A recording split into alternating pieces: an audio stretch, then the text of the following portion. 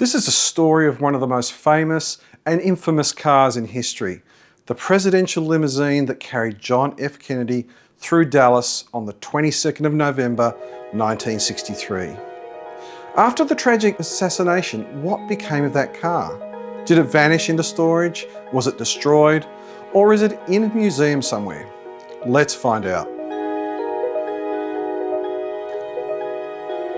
Today we're tracing the extraordinary journey of the presidential limousine known as the SX100X, or more simply the X100, from the tragic events in Dallas through to its retirement in 1977 at the Henry Ford Museum. Stick around as we uncover the myths, the facts, and some wild stories along the way.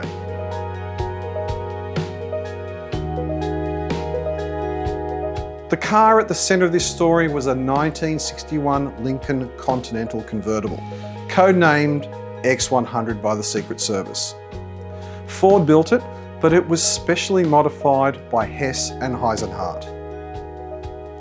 It wasn't your regular Lincoln. This one had special side steps and handrails for the Secret Service, a removable clear bubble top roof with black privacy covers, jump seats,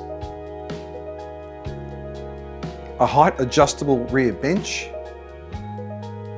and at JFK's request, a midnight blue paint finish so that it would be seen in more detail on black and white television.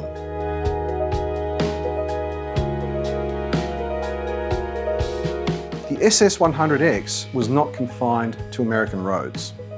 It accompanied Kennedy on trips abroad, most famously during his 1963 visit to Berlin. On that tour, the car carried the president through cheering crowds to where he delivered one of his most famous speeches.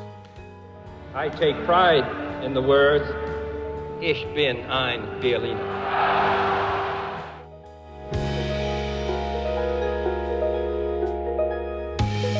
For the 1963 Texas trip, President Kennedy travelled with two main vehicles, a slightly modified white Lincoln for general transport and the heavily modified X100, the car he was riding in during the assassination.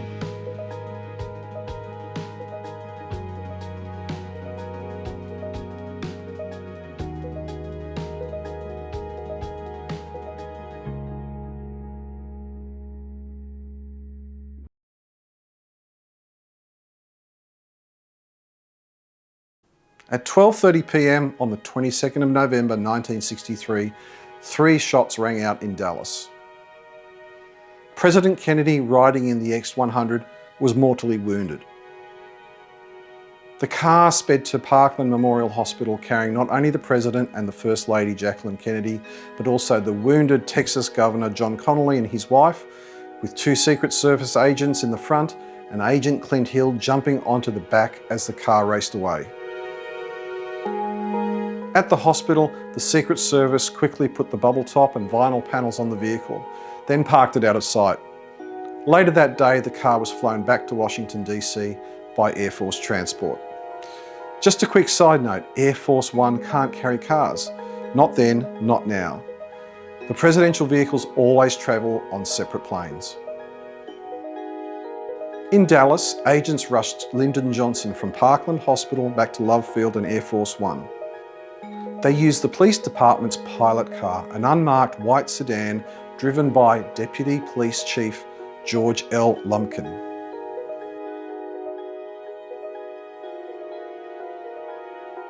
Back in Washington, the X100 was impounded and the FBI performed detailed forensic analysis.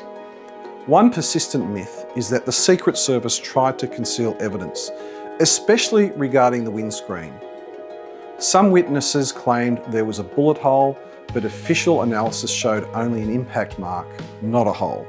The glass windscreen was struck from the inside, with lead residue and a small crack pattern, but no penetration, and bullet fragments were also found inside the car. The windshield itself is preserved in the US National Archives to this day. Conspiracy theories about a destroyed windscreen or hidden evidence have been thoroughly debunked by forensic experts and remain just that, theories.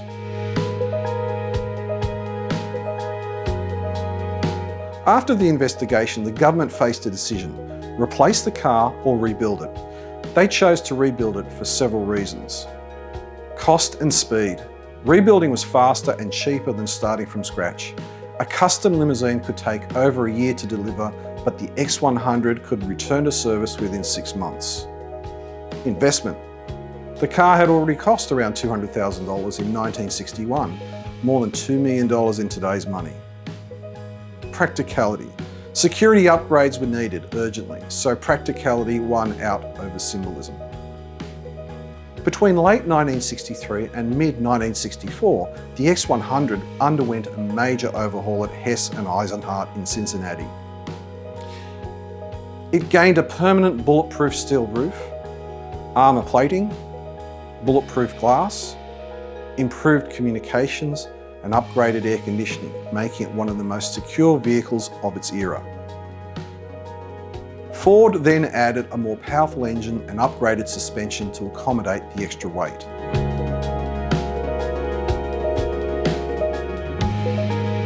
In the immediate aftermath, Johnson travelled in borrowed vehicles, including one from FBI Director J. Edgar Hoover, and backup White House limousines until the X100 was ready.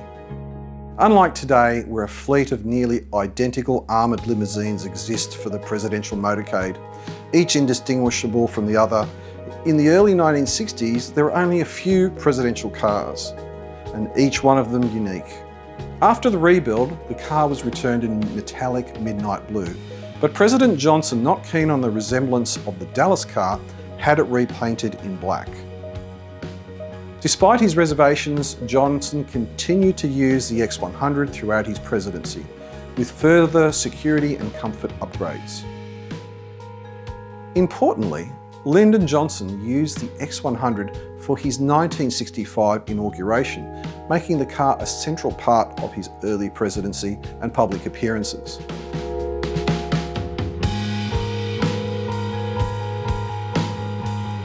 During his 1966 visit to Australia, President Johnson's motorcade, featuring the very same X100, was greeted with both excitement and protest.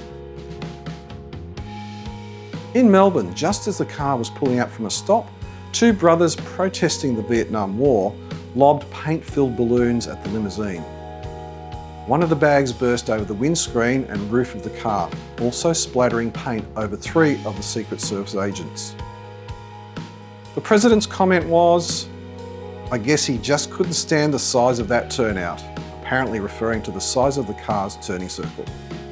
The paint soaked into the finish and couldn't be removed by the Secret Service agents, so Ford Australia's team worked throughout the night to completely respray the car. By dawn, it was ready for Johnson's next stop in Sydney, with no trace of the incident remaining.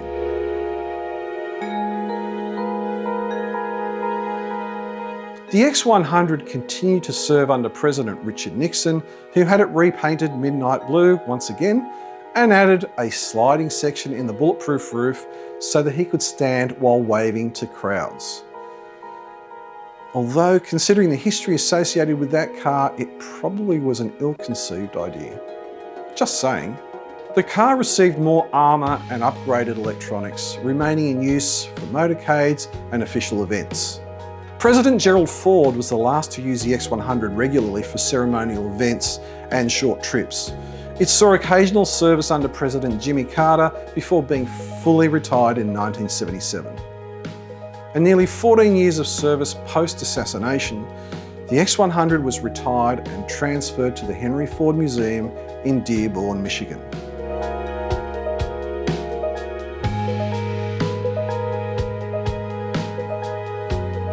There it remains on display, giving visitors a chance to see up close a vehicle that witnessed some of the most pivotal moments in modern American history. Alternately, the historic Auto Attraction Museum in Roscoe, Illinois, has an exact replica of the X100 in the original colour and configuration that JFK used.